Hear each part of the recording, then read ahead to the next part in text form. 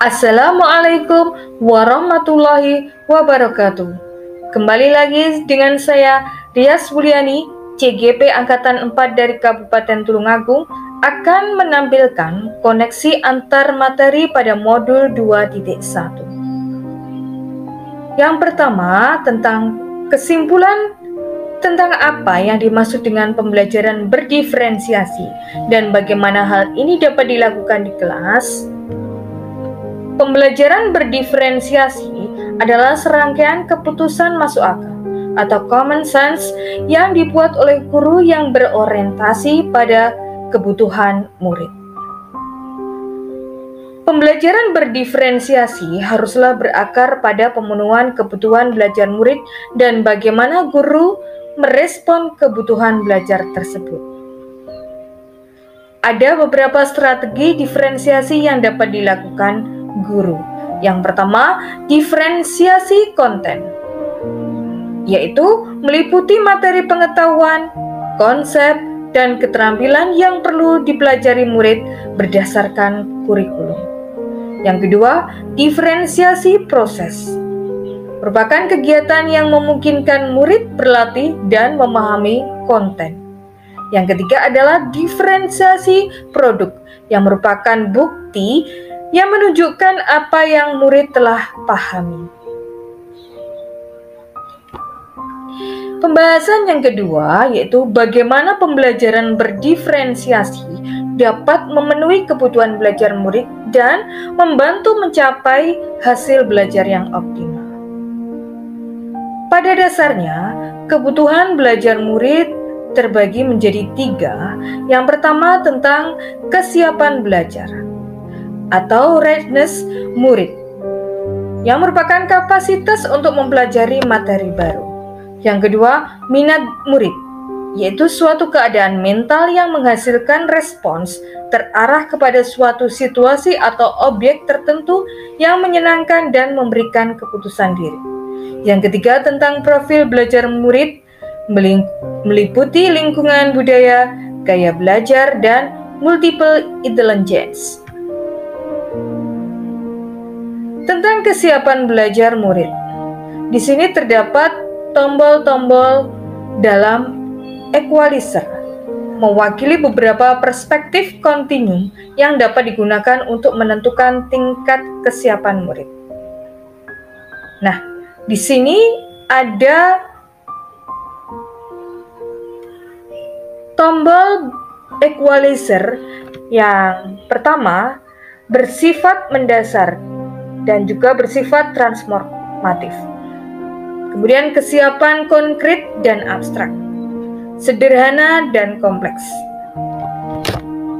Kemudian terstruktur dan terbuka, tergantung mandiri, lambat, cepat.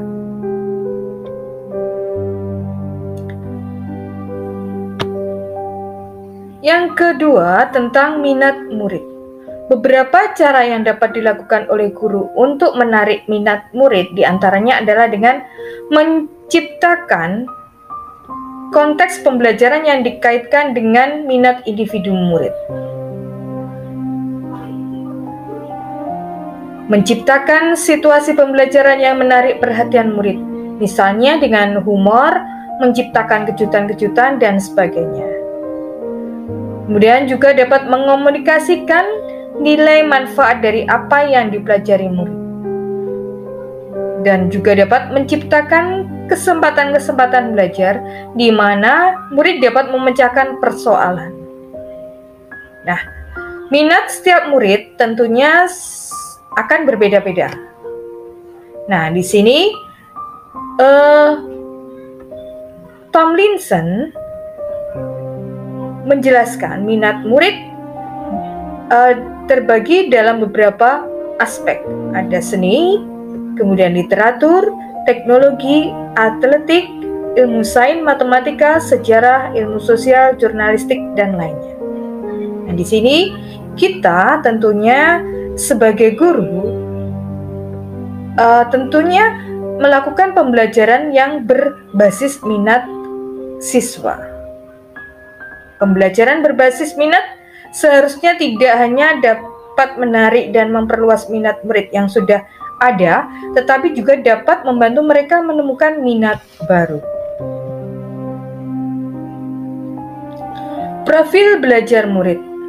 Profil belajar mengacu pada cara bagaimana kita sebagai individu paling baik belajar. Profil belajar murid terkait dengan banyak faktor. Berikut ini ada beberapa faktor yang mempengaruhi tentang profil belajar murid. Yaitu yang pertama, preferensi terhadap lingkungan belajar.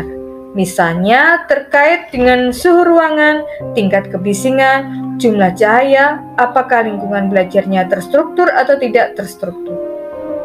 Contohnya, mungkin ada anak yang tidak dapat belajar di ruangan yang terlalu dingin, terlalu bising, terlalu terang, dan sebagainya.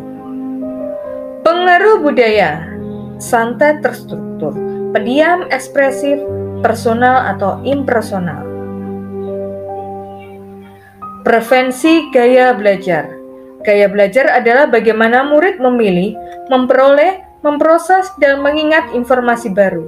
Secara umum, gaya belajar ada 3, yaitu visual, auditory, dan kinestetik. Preferensi berdasarkan kecerdasan majemuk atau multiple intelligence. Yang ketiga, pertanyaan yang akan saya ulas, bagaimana kaitan antara materi dalam modul ini dengan modul lain di program Guru Penggerak. Nah, pembelajaran berdiferensiasi yang ada di modul 2.1 Guru Penggerak ini memiliki keterkaitan dengan materi sebelumnya, yaitu filosofi pendidikan Ki Hajar Dewantara, kemudian peran dan nilai guru penggerak, visi guru penggerak, dan budaya positif. Dalam filosofi Ki Hajar Dewantara menyatakan bahwa sebagai murid harus menjadi pusat pembelajaran, atau dengan kata lain, pembelajaran harus berpihak pada murid. Guru harus menghamba kepada murid. Hal ini sejalan dengan pembelajaran berdiferensiasi yang pada hakikatnya merupakan pembelajaran untuk memenuhi kebutuhan individu murid dalam mengembangkan potensi dirinya. Seperti disampaikan sebelumnya, dalam pembelajaran berdiferensiasi, guru harus membuat pemetaan atau mapping kebutuhan belajar murid yang sangat kompleks.